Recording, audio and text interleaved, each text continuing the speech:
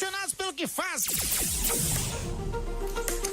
Muito boa tarde, nós estamos aqui diretamente da Rádio Geek São Paulo, no 4 de novembro de 2019. Muito bem-vinda, Lília Porto, minha amiga querida, diretamente lá de terras mais quentes, né? Sim, aqui. Ela ficou assim o dia inteiro, a gente passou o dia junto. Mas aqui o tempo é tão ameno. Eu falei, não, aqui o tempo é tão São Paulo. O tempo tá tão agradável. Não, o tempo é assim sempre. Lili, é uma honra ter você aqui. O programa, como você sabe, você conhece já o nosso trabalho. Eu acho que o futuro das coisas, que é a plataforma, o portal, enfim, todo esse ecossistema de educação que você é fundadora, conversa muito com voz. A gente brinca que vocês são o irmão mais velho. A gente olha pra vocês e fala, cara, era isso que a gente queria fazer. E a gente acaba trocando um monte de coisa. Acaba se complementando. Totalmente. Total. Então, ter você aqui pra gente poder bater esse papo dentro de um programa que fala de tecnomagia, combate efeito Black Mirror. A gente entende que tecnologia vai ajudar uma pancada de coisa na raça humana. Eu tô falando com alguém que pensa semelhante, entendeu? E a gente falando, e você falando em tecnomagia, hoje lá na minha fala Sim. do Projeto Estufa, a gente fala que essa coisa de futuro é uma inquietação que existe desde sempre, né? Dos ancestrais, Exato. dos povos antigos. E realmente passava pela adivinhação, pela magia, né? Então, essa sensação de você tocar o invisível, né? Para você entender o que vem a seguir e reorganizar a sua vida, essa é uma coisa que existe desde sempre. Desde sempre. E eu brinco que tem uma frase que eu gosto muito do Arthur Clarke, que é o cara que fez 2001, Uma Odisseia no Espaço, que ele fala assim, que toda tecnologia, quando madura, bem feita, ela não se distingue da magia. Por quê? Porque ela geralmente gera um certo encantamento que você não explica. Mágica. A coisa acontece mais rápido do que estava acontecendo até então. E muita coisa é resolvida, sabe? Meio que bip-bop-boom. Eu gosto muito desse lugar. Sim. Mas, assim, eu te conheço, muitas pessoas não te conhecem. Então, antes de começar literalmente a conversar sobre o tema do programa, que é o futuro das coisas, que é o mesmo nome da sua plataforma, do site, de tudo que vocês fazem ali, e das provocações que eu venho fazendo, que é as coisas do futuro. E desse lugar, antes de a gente começar a pensar nos temas do programa hoje, eu queria que você se apresentasse. Como é que nasce você nesse ecossistema todo? A gente tem que te conhecer. Bom, ai meu Deus. Vamos lá. Bom, sou economista, né? Sempre gostei de tecnologia, de inovação. Como eu falei, esse medo do futuro, eu tinha desde quando eu era criança, né? Eu vivia começo na década de 80, era criança, e a gente tinha medo da guerra nuclear, tinha medo que o petróleo acabasse. Por que isso acontecia? Por que esse medo, esse pavor, né? O ouro negro, né, que a gente era dependente totalmente, não existia energias renováveis, enfim. Sou economista, tenho um olhar muito sensível em relação às desigualdades sociais, à educação, à saúde, assim, o objetivo, assim, não é nem propósito, assim, gostaria de deixar um legado que era contribuir um pouco para trazer o que está acontecendo lá na frente, um pouquinho mais lá na frente. Não precisa ser um futuro daqui a 5 anos, 10 anos, mas é um futuro que já está acontecendo lá na Índia, na China, com 2 meses de avançado, que a gente traz para cá para mudar o que está acontecendo. Então é esse o espírito que a gente busca passar lá no futuro das coisas, é inspirar as pessoas para que mudem nessa realidade ainda tão difícil, né, para a maioria das pessoas. Porque ele não chega para todo mundo junto nesse futuro, né? Não chega. E foi assim que nasceu? Conta um pouco da Gênesis. A gente conversou, acho que rapidamente. Eu nem me recordo toda a Gênesis. Foi quando e como? Quando a gente foi apresentada por uma pessoa, por uma amiga, e a gente conversou e tudo. E assim, foi eu gostei demais de você. A gente se complementou, porque assim, você traz também um lado que é um lado muito humano, né? Muito assim, de outro olhar, de um olhar mais sensível, de resgate do passado, do ancestral. E a gente, às vezes, peca um pouquinho, porque a gente fica tão focado no futuro, mas é interessantíssima essa inteligência que a gente precisa ter, temporal, porque a gente lá, e assim, a gente conversa demais sobre isso, é que o futuro, a gente não olha daqui do presente para o futuro, a gente busca estar no futuro e olhar para esse presente, sabendo que o futuro pode sim influenciar o presente. É complicado, porque a gente pensa que é o presente que influenciou o futuro. Mas aí tem outras dinâmicas aí de mecânica quântica e tudo mais. Mas, enfim, é aquela coisa, a gente traça cenários, a gente faz estudos para saber como é que estão as indústrias, como é que estão os mercados, como é que os empresários, os empreendedores podem se posicionar para mudar algo dessa realidade. E assim, por mais que tracem cenários, por mais que hajam perspectivas, né, de futuros desdobramentos, a gente sabe que possíveis futuros podem acontecer de forma muito repentina, que a gente nem imaginava. Nem imagina. Mas a gente também precisa entender que a gente pode sim mudar esse futuro. Mesmo que ele já esteja mapeado. Você trouxe duas coisas hoje de manhã. Você falou sobre não ser futurista, mas ser presentista. Sim. E a gente escutou também Gustavo Nogueira, da Taurus CX, que faz um trabalho muito legal de futuro, tempo. Ele falou uma coisa que, assim, de uma outra forma, eu falo bastante, mas o exemplo dele foi matador pra mim. Ele falou assim, olha, lá na época dos Jetsons, do desenho, conseguiram imaginar carro voador, ou seja, pegou a tecnologia que tinha lá na época embrionária, projetou ela para o futuro, fez aquele desenho, o carro voado, o robô voava. Boa parte das coisas que existiam lá nos Jetsons, década de 50, 60, 70, já é possível hoje. Sim. Mas naquele futuro não era tão claro assim a mulher trabalhar, né? Então, imaginou-se a tecnologia altamente desenvolvida, mas não previu-se a mulher entrando no mercado de trabalho massivamente, entendeu? O que a gente não está prevendo agora, o que está passando batido. A hora que ele falou essa isso... janela, qual é a janela que a gente está deixando fechada e que pode impactar muito a nossa vida. E eu acho que quando você começa a fazer estudos de futuro, as pessoas falam, mas você vive muito no futuro. Não, a sua frase é perfeita. A gente olha os cenários futuros. Eu era uma pessoa que vivia muito no futuro, na cabeça, fazendo cenários, controlava tudo. A partir do momento que eu fui fazer esse trabalho de realmente cenários futuros, a gente tem que ver muito no presente, que é o lance de você ver os sinais fracos, os sinais fortes. E aí, tentar projetar e, como você disse, trazer pra cá e falar, tá bom, esse cenário é o provável, possível.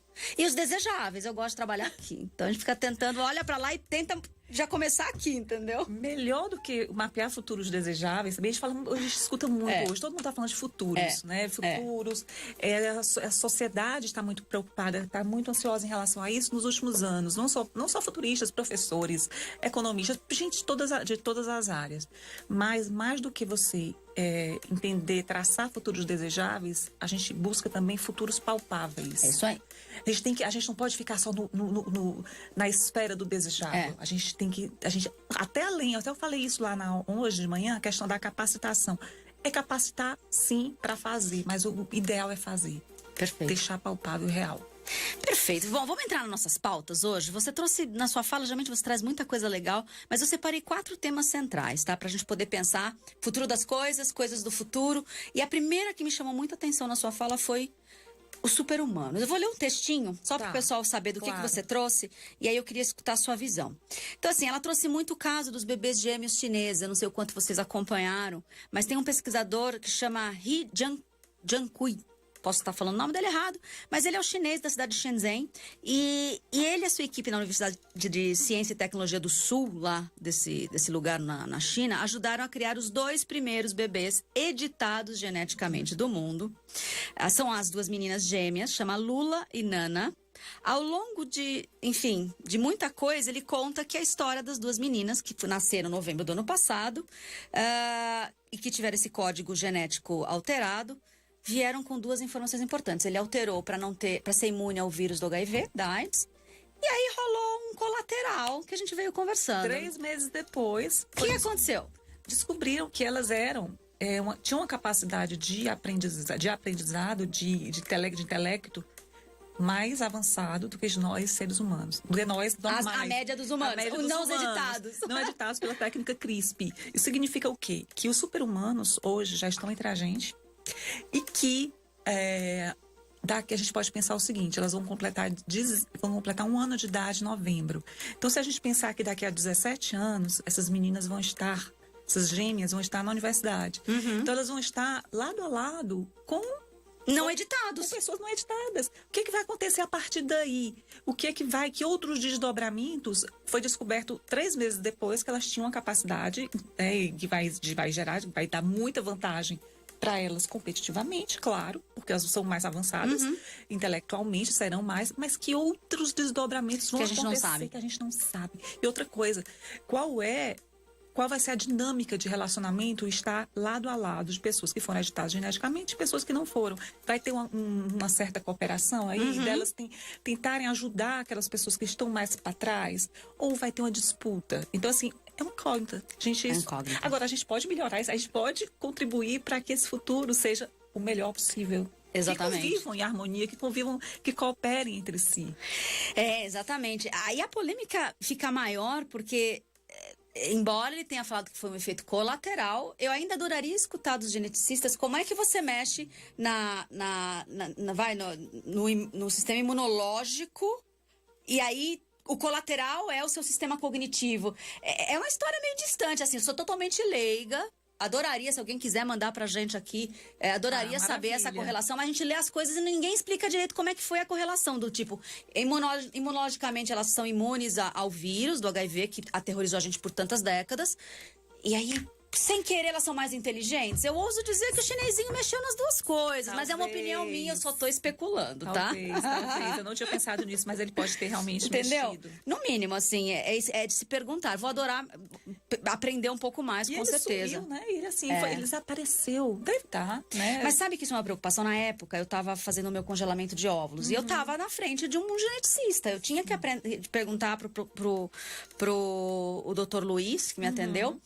E ele falou, Lígia, essa coisa de edição genética, a gente tem que tomar cuidado. Porque assim, o corpo inteiro, todas as suas células são você. É que lá no pé, ela acende a luzinha de dedão e no coração ela acende a luzinha do coração. Mas teoricamente, explicando em grosso modo, pra você entender, todas as células têm o seu código genético inteiro. Ele fala assim, ok, a hora que eu tiro a codificação errada, que de repente pode dar um câncer de mama no futuro, eu edito aquilo, aquele pedaço editado que na mama seria mama e no futuro seria uma mama doente, o que vai acontecer com essa parte editada que também é duplicada no resto do corpo, que é dedão, por exemplo? Eles não sabem dizer. Essa edição, como é que ela vai se amplificar no resto do corpo que também recebe a edição de um lugar que não estava doente. Que não estava doente. Então, assim, tem muita coisa ainda, é muito embrionário, mas a gente tem que acompanhar, porque a fronteira da ética e dos super-humanos estão entre nós. A ética é uma tônica que tem que estar presente, né? E ninguém sabe se realmente foi. Literalmente. Vamos acompanhar. Fica googando aí o doutor chinês aí, vamos ver que fim levou ele. Aí depois você me trouxe um outro tema, que é o tema, bom, se eu vou ter super-humanos, como é que vai ser essa educação, né? E a gente começa a ver alguns movimentos e parece que, assim, tem áreas que demoram para mover. A educação ainda tem. Eu vejo as crianças ao meu redor o quanto elas sofrem. Elas já sabem, elas recebem uma educação via YouTube, né? É muito rápida, e elas têm que ir todas as manhãs ou tardes de volta para uma década, para, sei lá, um século que não é mais aquele que ela tá aprendendo com o youtuber favorito, entendeu? Que lugar é esse? Como é que a gente melhora essa educação? Ai, meu Deus, assim, tem muito... O Brasil não está preparado, né, para o futuro da educação. E assim, tá chegando aí a Alexa. Alexa vai custar $99 e vai ser um professor particular para criança que chega em casa. A inteligência artificial, a torre, né? A torrezinha vai chegar a cada criança, criança de classe média vai ter.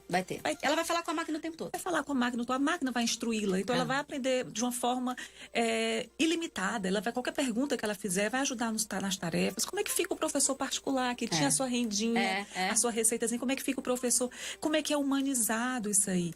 Mas ao mesmo tempo, a gente tem que pensar o seguinte, está acontecendo alguns movimentos lá fora, algumas alternativas, tem Minerva, tem Harvard que está aí, que colocou agora os currículos como se fosse um organismo vivo, ou seja, se eu faço, por exemplo, eu sou formada em economia, então eu poderia escolher arquitetura ou estilismo, dependendo da trilha que eu quero seguir. Então não existe mais aquela linearidade. Os alunos lá vão construir seus currículos, né? Vão construir suas trilhas de acordo com os interesses dela. Vai se tornar uma coisa mais fluida. Vão ficar um bando de generalistas ou vão ficar especializados? A gente não sabe. Uma coisa interessante, as escolas não ensinam, não preparam o aluno para ter aprender. O futuro, não adianta você ter só conhecimento. Não adianta. É commodity. É commodity. Você tem que ter a capacidade de aprender. E além disso, não é só capacidade. Capacidade é uma coisa que você... É um compartimento que você coloca coisas lá dentro. Você faz o que com aquilo ali que está lá dentro? Você aplica em quê? Então, assim... A verdadeira experiência, né, que as escolas precisam se antenar é o seguinte, eu acumulei conhecimento, mas eu vou externalizar aquele conhecimento. Perfeito. É fazer. Eu vou criar a partir daquilo. Criar a partir daquilo ali. E aí você me trouxe um outro dado, que esse mundo dos games, principalmente os games mais novos, não é o meu universo diário. E aí você trouxe um dado, um percentual sobre o Fortnite, né? Que hoje... Ele ocupa 25% do tempo dos jovens. Sim, o maior concorrente hoje da Netflix é o Fortnite. Maravilhoso. E é incrível, assim, ele rouba o tempo de estudo das crianças, mas, ao mesmo tempo, o que acontece? Ele está ensinando outras habilidades para as crianças. Tem desafios lá que você só consegue solucionar se for de forma cooperativa. Então, se por um lado... O aluno chega em casa e não faz a tarefa, ou posterga a tarefa para fazer no final do dia porque quer ficar mergulhado no Fortnite, ao mesmo tempo, ele está desenvolvendo habilidades que vão ser importantíssimas para o futuro. Principalmente se a tarefa for daquela de memorizar, de repetir ainda. Num mundo onde até o pé da mesa vai falar com ele, vai entregar a informação, tipo fato, fotos. Os professores da educação que já migrou para uma coisa mais crítica, mais criativa, não é para vocês que eu tô falando. Mas tem muitos ainda que não migraram. Sim. E aí ele vai competir. É melhor ele ficar no Fortnite, né? Ele tá vendo colaboração, pensamento rápido, trabalhar em equipe. E o Fortnite é um evento presente que pode impactar o futuro. Então, o que ele pode impactar as universidades? O que ele pode impactar os colégios? Vão ficar contra? Os educadores vão ficar contra esse game? Os pais? Como é que eles se adaptam? Como é que eles hackeiam isso aí para outras formas de aprender? E é uma linguagem tão antiga, porque eu fico imaginando assim, se é uma linguagem... Eu tenho 40 anos, eu tô no meio da tecnologia, mas os games não são. Eu não sou uma pessoa que eu gamifico as coisas. Eu tenho uma certa... Não é da minha natureza, não entendeu? É da nossa geração. Não é geracional e não é da minha natureza. Sim. Então, assim, e eu tenho uma sobrinha de 14, eu sei que eles estão nessa história toda. Pra mim é difícil entender, eu fico imaginando o professor, né, que talvez seja 10, 15 anos mais velho do que eu, cujo universo é mais distante ainda. Analógico, total. Ele não consegue nem achar o valor de encontrar o aplicativo, ele provavelmente, entendeu? O buraco é gigantesco entre um e o outro. Eu fico imaginando a convivência em salas de aula de professores super tradicionais, com crianças que já estão totalmente imersas nesse monte de informação. Acho que ele deve ficar pensando assim, né? Meu Deus, o que é isso? Onde eu estou? Me traga o seu chefe, deixa eu conversar com ele. Muito bom. E aí, desse lugar, a gente pode falar um pouco dessas personalidades que eles provavelmente já estão mais acostumados até do que a gente veio falando também dos avatares, né? Sim. Todo e qualquer perfil de uma mídia social hoje é um avatar. Imagina quando ele ganha vida em realidades imersivas, que você vai poder ver seu bonequinho, as melhores versões vai ter você em 3D lá, uma versão muito próxima do que você é em movimento real, assinatura de voz semelhante. E você me trouxe informações legais sobre como as pessoas são... A gente acha que elas são mais falsas atrás do avatar. E você falou que, de repente, nem todo mundo... Não, tem estudos já que estão comprovando o seguinte, que quando você se incorpora num avatar, né, você está ali atrás de um avatar, você tende a ser muito mais verdadeiro e espontâneo em relação ao que você é verdadeiramente. Né? Você solta a sua violência, você vê as violências né, de bate-boca nas mídias sociais. Você é um avatar, você é um perfil. Mas, ao mesmo tempo, Black Mirror trouxe esse último episódio dessa última temporada. É a história de dois amigos, homens, que se apaixonam jogando um game. Eles ficam muito atordoados, muito inquietos quando eles retornam. Puxa, eu sou heterossexual, como é que eu beijei você, como é que eu tô tão apaixonado por você? E aí isso é um sinal e um desdobramento muito interessante é o seguinte, isso pode mudar completamente a forma que as aulas na graduação de psiquiatria e psicologia são dadas. Os psiquiatras e psicólogos, eles são educados na graduação para interagir com gente, de carne e osso, com o presencial. E se agora eles não precisarem mais interagir? Se eles ficarem agora interagindo com os avatares, será que a terapia vai ser mais valiosa, mais rica? Né? Então, assim, uma coisa... Sim. E a gente vem já vendo alguns benefícios, né? Eu brinco que tinha uma lenda urbana, que era aquela lenda assim: eu conheço um psicólogo, um psiquiatra que usa realidade imersiva para curar não sei o quê. E aí eu tive o prazer no Hacktown do ano passado, de conhecer o professor Nabuco, Cristiano Nabuco, que é um psiquiatra, ele tem um projeto chamado Perseu, dentro da USP. E ele cura, efetivamente existe, é real, lá no laboratório dele, no consultório dele, ele cura 4 fobias com realidade imersiva, que é medo de altura, medo de avião, de voar, medo de cobra e acho que medo de aranha. Né? São 4 situações, porque ele fala que para curar um medo, você tem que acessar o gatilho. Para acessar o gatilho, você tem que colocar a pessoa na situação de medo, de perigo, que ela se sente acuada. Ou seja, a pessoa que tem pavor de voar, você vai ter que enfiar ela dentro do avião. É muito difícil o negócio desse. A hora que ele coloca, a pessoa entra na sala dele, tem algumas dimensões ali que ela já percebe que pode ser. Mas é seguro, a hora que ela tá dentro do avião, ele consegue levar a pessoa pro gatilho e daí tirar a fobia. É incrível isso. Incrível, incrível. Pra mim é por onde todas essas tecnologias vão se ressignificar. As tecnologias vão se ressignificar. E aquele exemplo de pessoas, pacientes que estão lá no Japão, que têm atrofia, estão com ela, estão comandando robôs nas lanchonetes, nos restaurantes. Ou seja, estão gerando renda para essas pessoas que estão debilitadas, né? Estão até hospitalizadas, gerando renda para elas ou para a família delas. Ou seja, a tecnologia tem um lado bom também, né? A gente busca ter esse olhar muito empático em relação à tecnologia, não como uma ameaça, mas assim, como uma oportunidade do ser humano se exponencializar, né, se amplificar e tudo mais. Lili, eu acho que pra gente fechando, eu queria muito que você compartilhasse, assim, você falou de futuro da educação e você capitania um ecossistema de educação muito diferente. Eu vi um fenômeno nascer o ano passado na sua rede, que foi a tal da informação, né? A gente conversou um pouco antes dela ser lançada, era um desejo do seu coração, de você poder educar as pessoas de uma forma diferente para o futuro do trabalho, para se preparar, muito dessa sua missão. E aí foram números incríveis, assim, poucas semanas, não sei quantas mil inscrições. Onde estava tudo isso e que a gente não sabia? Eu já vim estudando isso, Li, já há algum tempo, né? Sobre todas as forças, as tendências e a demanda, assim, a preocupação das pessoas, porque a gente interage com muita gente. Então, assim, a gente foi fazendo uns pequenos experimentos e notou que essas postagens que envolviam o futuro do trabalho tinham um engajamento muito grande. Então, acendeu aquela luzinha. Gente, as pessoas estão com medo do que vai acontecer daqui pra frente com o trabalho delas, com as profissões. Seja aquela... Tem muita mãe, por exemplo, que chega e marca o filho. Filho, veja isso aqui. É bonitinho. Tão bonitinho. A mãe preocupada no perfil do Insta de você é sempre educacional, aos domingos, né, principalmente. Então, assim, essa era uma demanda muito latente e que a gente está atendendo. A gente não abre turmas grandes, são turmas pequenas, de até 300 pessoas, né, em cada edição. Para quê? Porque a gente dê a maior atenção possível. E uma coisa que a gente está buscando avançar é o seguinte: a gente não dá aulas gravadas e a pessoa vai lá e assiste. É o quê? A gente faz webinários ao vivo para interagir. E a gente vai ter também os fóruns de discussão dinâmicos, avançados. Ou seja, não é aquele fórum que a pessoa deixa o textinho lá, faz um comentário lá em texto e pronto. Não, a gente vai trazer isso para uma discussão e a gente está trazendo as ferramentas mais avançadas, de sistemas complexos adaptativos, aí, que é uma coisa mais avançada que eu estou assim, pegando gente que é mais especializada, mas a ideia é o quê?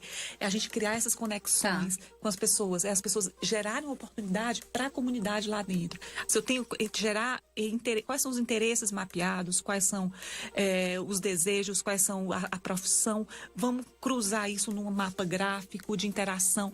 Enfim, é uma coisa... Porque, assim, a educação online, a gente está vendo coisa da aprendizagem, não é só você jogar conteúdo, não é jogar conhecimento, é você oportunizar isso para as pessoas. Maravilhoso. E, assim, eu tive a oportunidade de dar uma das aulas lá. Sim, vai dar agora também. Vai ser maravilhoso. E aí, desse lugar, eu percebo quantas pessoas interagem comigo muito tempo depois. Hoje, né, a gente consegue ver as pessoas falando: poxa, foi incrível, aprendi. Dia dos professores me parabenizaram. Sua aula foi maravilhosa.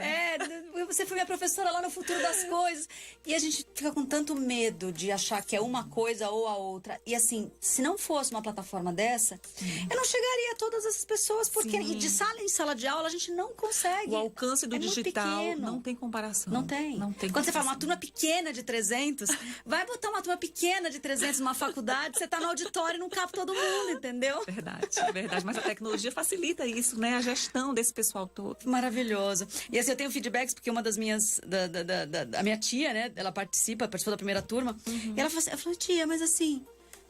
eu fiquei um pouco assim, eu posso te ensinar no final de semana. Ela falou assim, não. 2 coisas, Lúcia. Você é muito ocupada. E a segunda eu ganhei uma curadoria. Eu posso acessar da minha academia. Então, assim, ela achou mágico o fato dela ter professores super gabaritados. Mas não é assim, é o acesso a eles de qualquer lugar. Na hora, o ao vivo, quando ela pode estar ao vivo, e da academia, quando ela está na academia. A pessoa se torna quase amiga. Você deve sentir isso. A pessoa que chega para você e diz, Lígia, eu assisti sua aula, é quase irmã. É quase, né? É muito, muito louco o fenômeno. É muito. Então, ela ficou apaixonada. Bom, Lili, foi um prazer conversar contigo. Obrigada, Lili. Uma honra. Se você quiser deixar alguma mensagem sobre o futuro para as pessoas. Eu acho que, assim, a mensagem é sempre... olhar o seguinte, a gente pode mudar esse futuro, né? A gente não precisa ser refém do amanhã, a gente tem que ser protagonista, buscar entender o que está acontecendo, e aí assim, você tem como entender quais são os sinais fracos. Eu acho que os sinais fracos é uma ferramenta super estratégica para qualquer pessoa, qualquer profissão, seja você ainda estudante universitário, seja você já profissional, você entender o que está acontecendo. Esses sinais fracos vão se transformar possivelmente numa tendência, e se você conseguir antecipar essa tendência, você sai lá na frente, claro. Maravilhoso. Bom, eu conversei com Lília Porto, ela é a fundadora do Futuro das Coisas. Se você não conhece, conheça. É um grande portal, é uma grande plataforma, um grande container de todas as discussões sobre futuros. E a gente está aqui toda segunda-feira, às 15 horas. E vai ser um prazer conversar com você de novo a semana que vem. Muito obrigada. Obrigada, Li. Everybody get up.